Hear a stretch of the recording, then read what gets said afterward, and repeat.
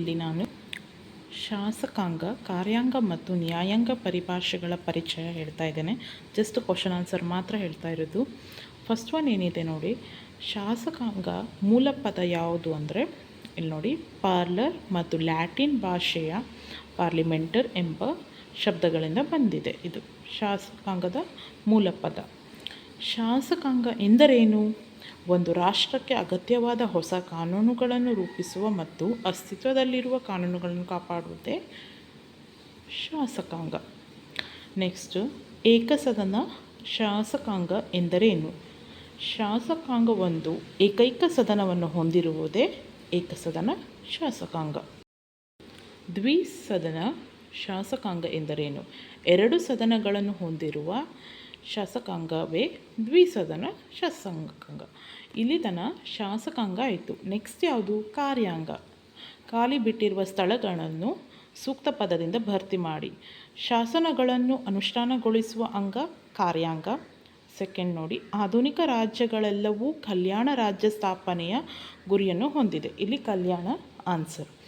ಆನುವಂಶಿಕ ವಿಭಾಗವು ಏಕವ್ಯಕ್ತಿ ಕಾರ್ಯಾಂಗ ಮೂಲಕ ರಾಷ್ಟ್ರದ ಮುಖ್ಯಸ್ಥರನ್ನು ಆಯ್ಕೆ ಮಾಡುತ್ತದೆ.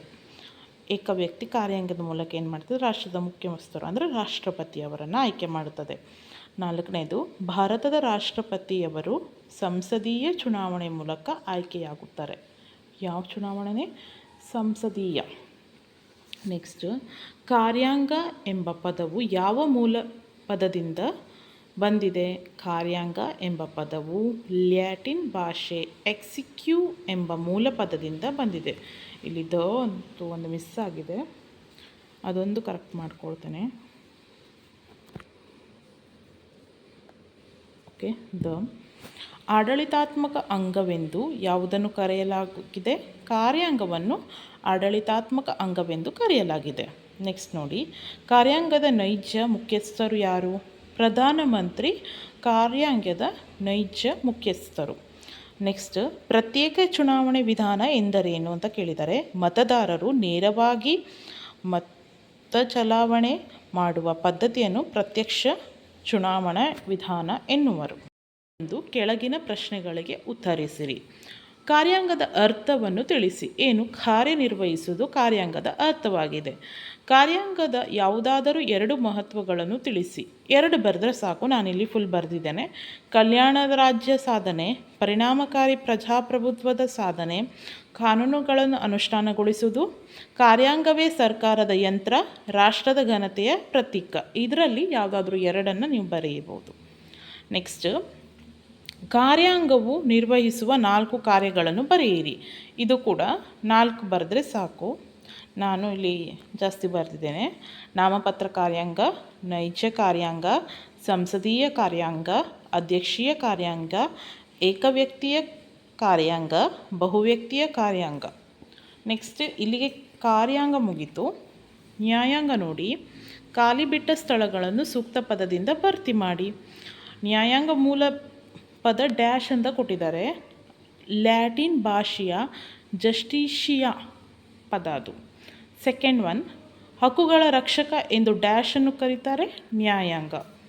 ನಾವು ಸಂವಿಧಾನದ ಅಡಿಯಲ್ಲಿದ್ದೇವೆ, ಆದರೆ ಸಂವಿಧಾನ ನ್ಯಾಯಾಧೀಶರು ಹೇಳಿದ ಹಾಗೆ ಎಂದು ಹೇಳಿದವರು ಯಾರು? ಜಸ್ಟಿಸ್ ಹ್ಯೂಮ್ಸ್.